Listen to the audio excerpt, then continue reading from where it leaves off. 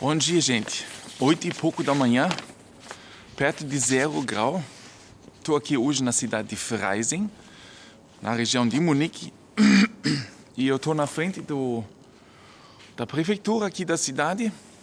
Eu saí cedo assim para mostrar para vocês a iluminação da cidade, porque eu acho muito bonito. Bom, infelizmente, durante a noite é meio difícil para mostrar, né? Por causa da escuridez.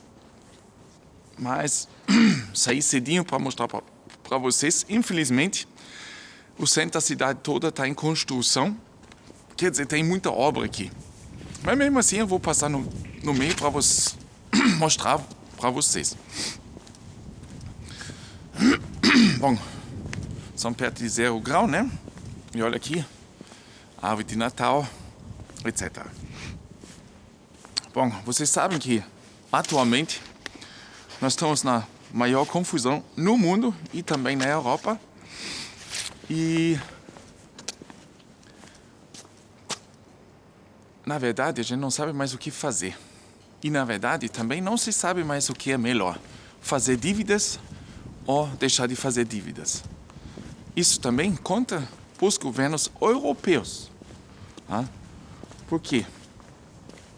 A Alemanha, com todo esse passado de economizar, de poupar dinheiro, é tradição aqui, né? Mas o mundo está de cabeça para baixo. Então, pode ser que daqui para frente a gente também tem que mudar a nossa atitude. E por quê? Isso eu vou falar para vocês aqui nesse documento que eu tenho aqui nas mãos. Pois é, gente. Muitas pessoas ainda não percebem que vivemos em um sindicato europeu da dívida. Essa semana, as facções da coalização concluíram suas deliberações sobre o orçamento federal de 2021. E os números que foram divulgados no fim de semana são alarmantes.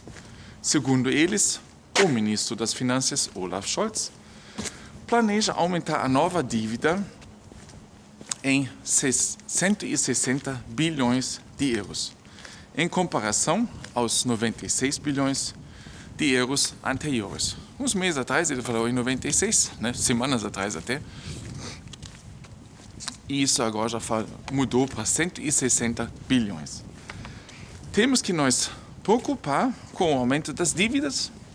Na verdade, sim, nós fazemos. Nós preocupamos. E depois, novamente, não. Nós não precisamos. É claro que se fica tonto em vista das novas dívidas nacionais, que são financiadas principalmente pelo Banco Central Europeu. Vocês estão vendo a iluminação aqui? Bonitinho, né?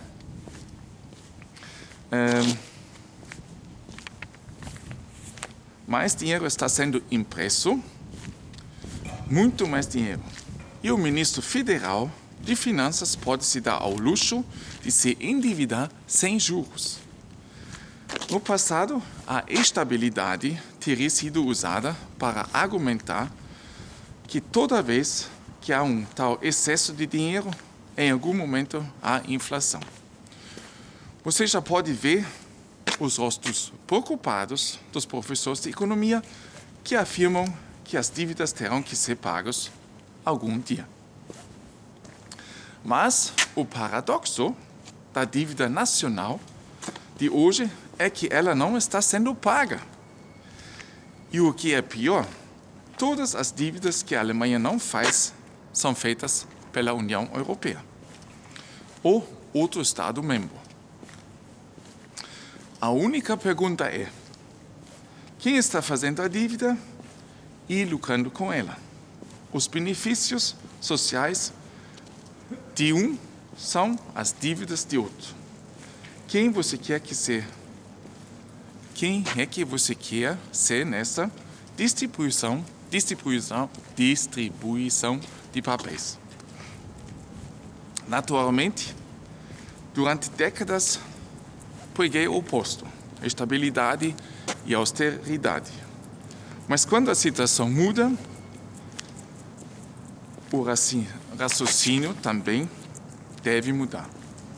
E a situação mudou drasticamente, gente. Aqueles que se agarram às lições de ontem ignoram o fato de que a União Europeia mudou seu caráter no verão.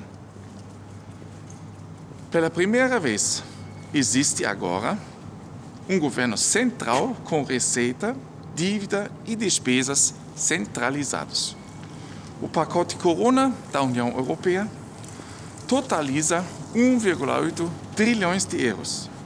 São 1.800 bilhões de euros. Em contraste, Olaf Scholz, o nosso ministro de Finanças, só está brincando com peanuts. Ou como um menino com clicas em comunidade de patilha plana, na qual... espera aí. Desculpe. Ou como um menino com clicas em vez de dinheiro. As decisões sobre dívidas são tomadas por outros. A União Europeia é uma comunidade de patilha plana na qual os residentes esvaziam a geladeira, mas ninguém limpa e nem faz compras. A situação tá bem assim. E alguns de vocês vivem aqui, né? Então vocês sabem muito bem de que eu estou falando. Olha lá, árvore de Natal, né? Palavras como novo e histórico realmente se encaixam no fundo de reconstrução de 750 bilhões de euros. Porque é exatamente isso que está acontecendo. Pela primeira vez em sua história, a União Europeia está reunindo um pacote de estímulo econômico financiado pela dívida. A Comissão terá poderes para emitir títulos nos mercados financeiros e assumir muitas vezes mais dívidas, para alavancá-la com produtos financeiros, ou seja, para multiplicá-la. E isso também é claro. Os respectivos Estados, nações, são responsáveis pelas dívidas da comunidade. Durante anos, a Alemanha resistiu aos títulos do euro, ou seja, títulos comuns emitidos por membros da União Europeia.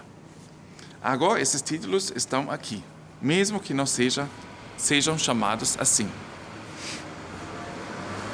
E não é uma questão de conceitos, mas de realidades econômicas. Com o fundo, a Alemanha é responsável pelas dívidas da União Europeia e de seus Estados-membros. Sobre isso eu também já tinha falado há um bom tempo atrás, né? Sobre os Eurobonds, etc. Né? Berlim não é mais o mestre do orçamento. O Bundestag, parlamento alemão, entregou seu direito real ao orçamento para a Comissão em Bruxelas. Esses são os fatos simples. E olha só, agora tocando os sinos, né?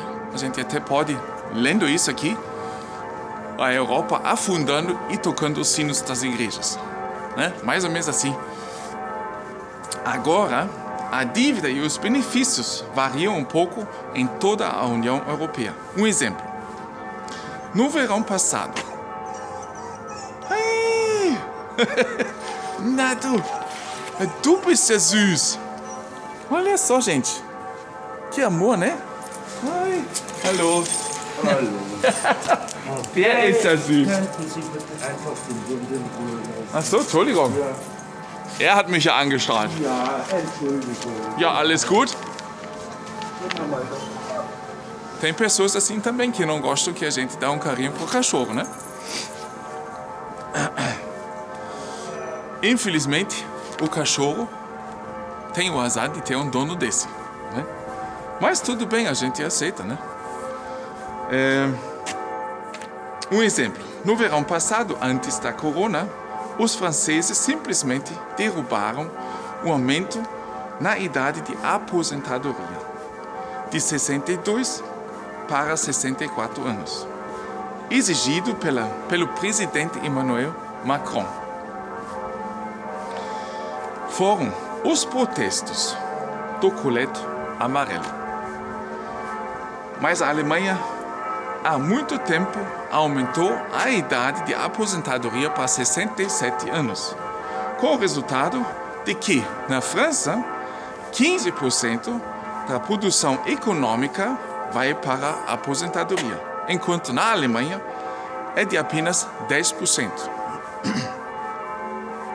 Então, a idade de aposentadoria na Alemanha deve ser aumentada ainda mais, como alguns pedem, a fim de reestruturar os fundos de pensão alemão.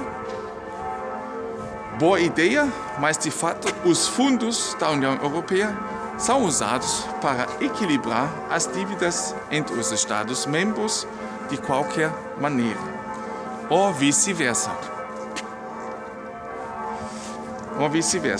Enquanto a Alemanha mantém seus pensionistas curtos, outros países são generosos. Na Alemanha, a chamada pensão básica é de 1.264 euros, na França de 1.638 euros e a Itália concede aos seus idosos 1.724 euros. Então vocês podem ver a diferença enorme, né? Então mesmo a Itália, na verdade, se encontrando financeiramente muito pior do que a Alemanha, os aposentados em relação ganham mais do que nós. Comparando, na França, a idade dos aposentados é mais baixa do que aqui. E agora, com essa dívida, que é dividida por todos, então realmente se pergunta, a Alemanha fazendo todo esse esforço para não ter tanta dívida, mas ao mesmo tempo ter a certeza, se a Itália não vai poder mais pagar, a Alemanha vai ter que assumir também. Então, qual é o caminho certo da Alemanha agora, daqui para frente? Né? Então, a gente está num absurdo aqui. Né? Isso também tem muito a ver com a dívida do governo. Antes do último aumento da dívida nacional, o índice de endividamento alemão, medido em relação à produção econômica, era de 71%. Na Itália, de 132%. E na Grécia, apesar de sempre novos cortes de dívida, as custas da Alemanha já é de 176%.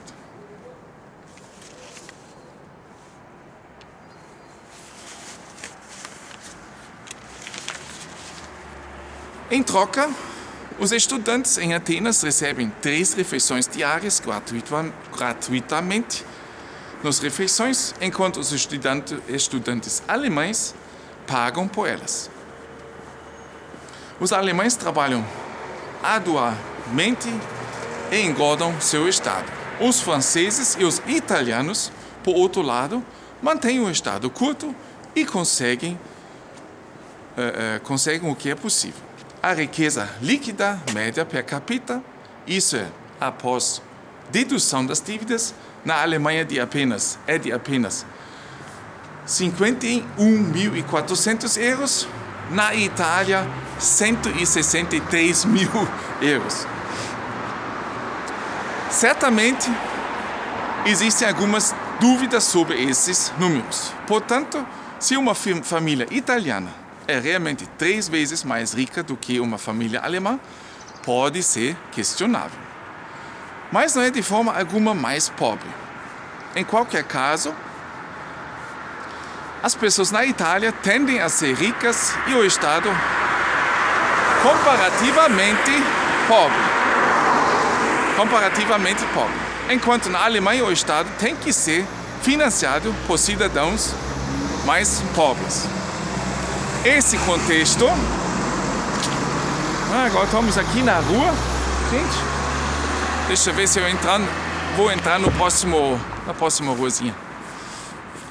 Nesse contexto, a carga tributária na Alemanha deveria realmente ser aumentada e os benefícios da seguridade social deveriam ser mantidos escassos para transferir os fundos assim acumulados para o Sul. A Itália já está alguns passos à frente nesse aspecto. Não é de se admirar, uma vez que a banca moderna foi inventada na Itália e não na Alemanha. A Europa deve cancelar a dívida da Covid, escreveu o diário italiano La Repubblica em uma entrevista com David Sassoli, presidente do Parlamento da União Europeia, para um jornal. A conversa com o político italiano centrou-se na questão de saber se não era hora de a Itália cancelar suas dívidas. Sassoli não está sozinho em sua demanda. Em vista desse desenvolvimento, os economistas alemães também pediram um alívio parcial da dívida para o país já na primavera. Acima de tudo, a taxa de endividamento da Itália deve ser reduzida urgentemente, diz Clemens Fürst, presidente do Instituto IFO, sediado em Munique. Portanto, existe um forte argumento a favor de um corte da dívida em poucos anos. Isso deve ser organizado de tal forma que nenhuma crise bancária se siga. Entretanto, alguém tem que carregar o fardo, enfatiza Fürst. Desculpem, vou virar um pouquinho. Complicado aqui, gente. É um bom pensamento, mas quem poderia suportar o fardo? Quer dizer, quem é que toma conta dessa dívida? Né?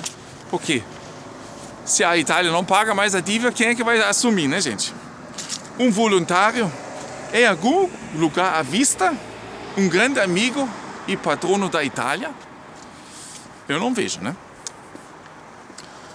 Há um risco de uma crise euro 2.0, porque, de fato, o peso da dívida da Itália, em particular, está causando preocupações.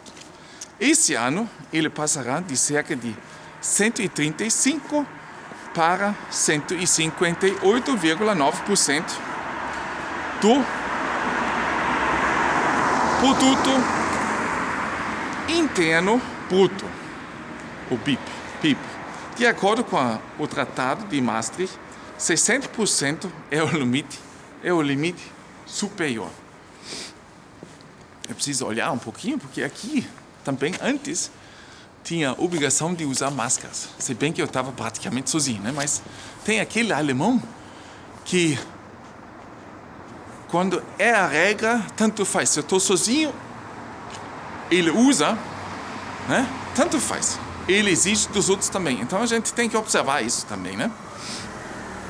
Mas eu acho assim, enquanto eu estou sozinho, não preciso usar, né? Lógico. Eu vou passar aqui, eu acho. Não, vou passar ali. Isso sobe um pouquinho. Vou levar você junto. Deixa eu ver onde é que eu fiquei. São 60% é o limite superior.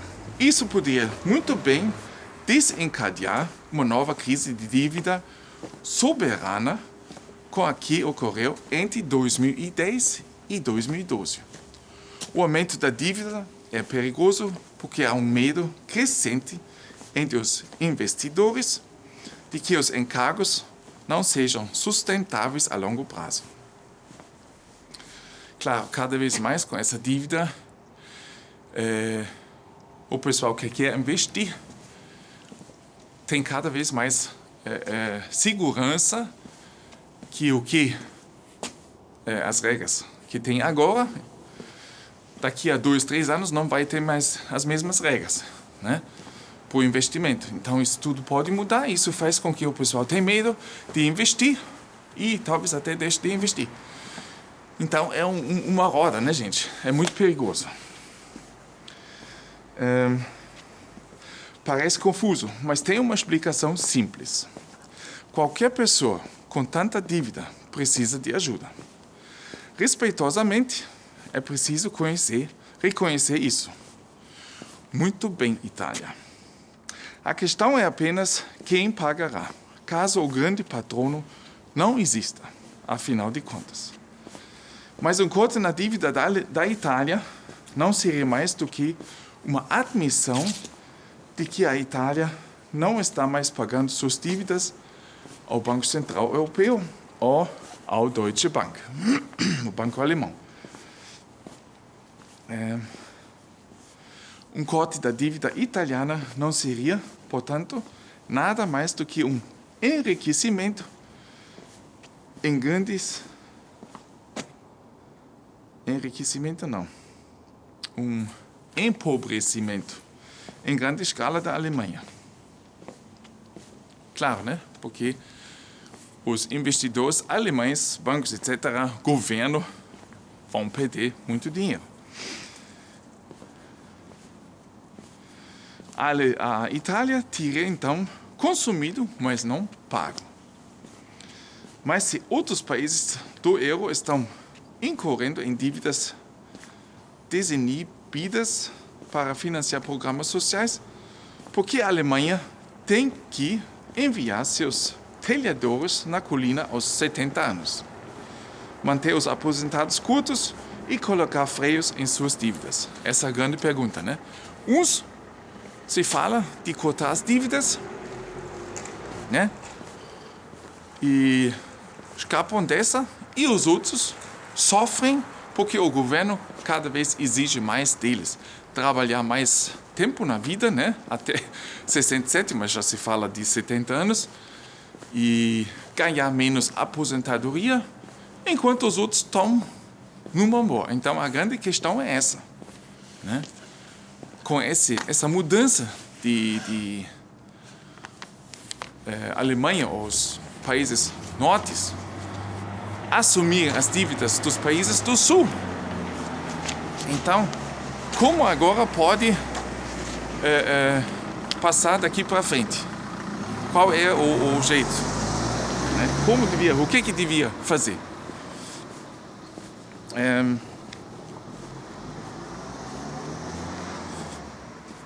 Não seria melhor os alemães seguirem o caminho dos italianos? Dívidas em favor de seus próprios cidadãos e empresas, mantendo os impostos baixos e financiando transferências sociais com fundos da União Europeia. Afinal, aqueles que contraem dívidas também podem investir, construindo escolas, consertando estradas, em suma, tornando o país mais bonito. Esse continua sendo o caso, mesmo que os credores estejam tentando desesperadamente colocar suas mãos na terra, né? Então, eles querem dizer, você fazendo dívidas e com essa dívida construindo, fazendo infraestrutura, escolas, etc., né? Então, aqueles que deram o dinheiro não têm como pegar, né? Eles não podem derrubar a escola e dizer, não, então o dinheiro eu pego de volta. Não dá, né, gente? Então, eles ficam ali, deram o dinheiro, mas ficam na expectativa, vou receber ou não, né?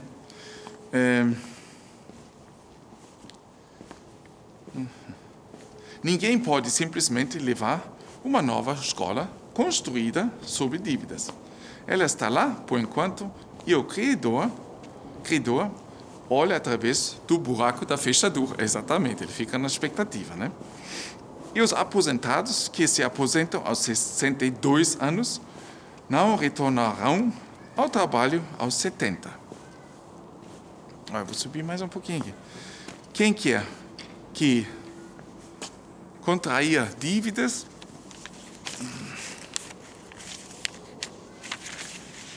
vai lá. Vocês ainda estão ali. Um vídeo bastante comprido hoje, né? É o inteligente, pelo menos na União Europeia.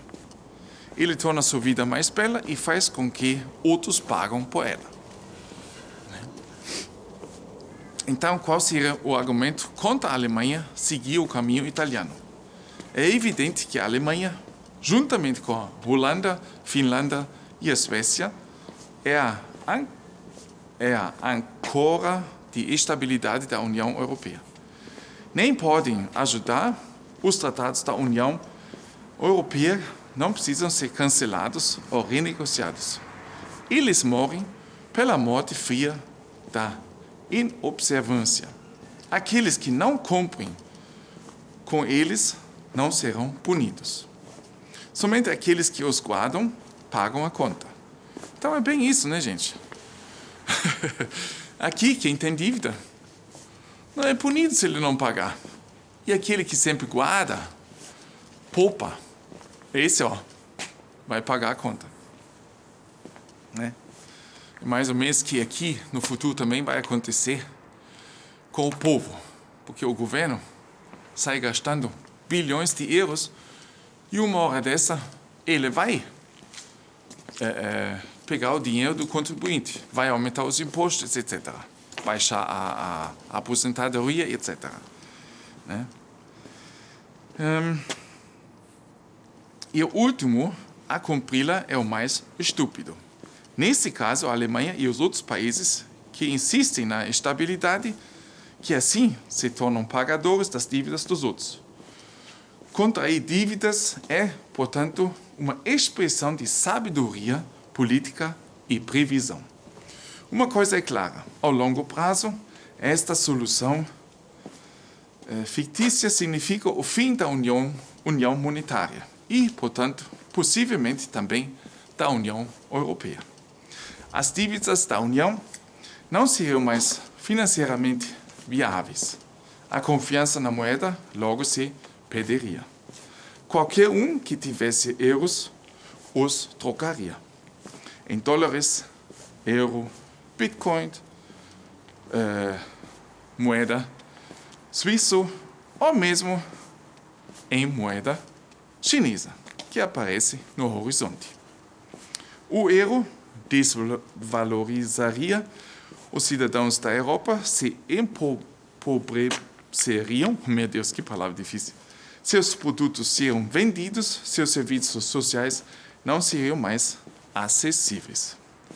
As potências governantes manobraram assim a Alemanha para uma posição da qual só há uma saída ruim ou ainda pior.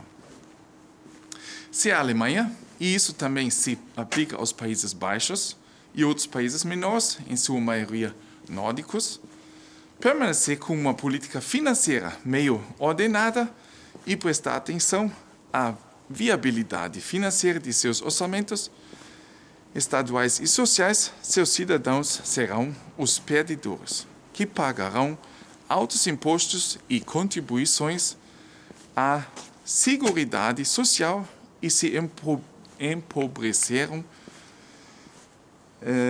e perderão em competitividade global, enquanto ao mesmo tempo alimentam generosamente a França, a Itália e outros estados.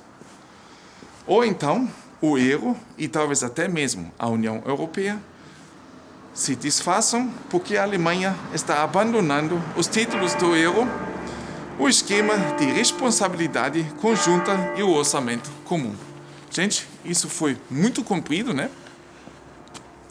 E acho assim um texto muito legal para quem tem interesse de saber como é que funciona e na qual situação a gente se encontra aqui, certo?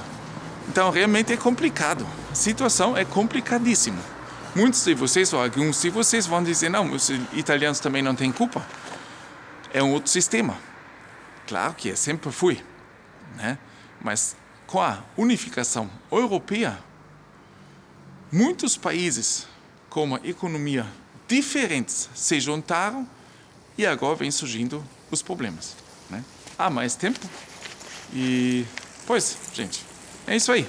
Desejo para vocês um ótimo domingo. Até no próximo vídeo e até lá. Tchau.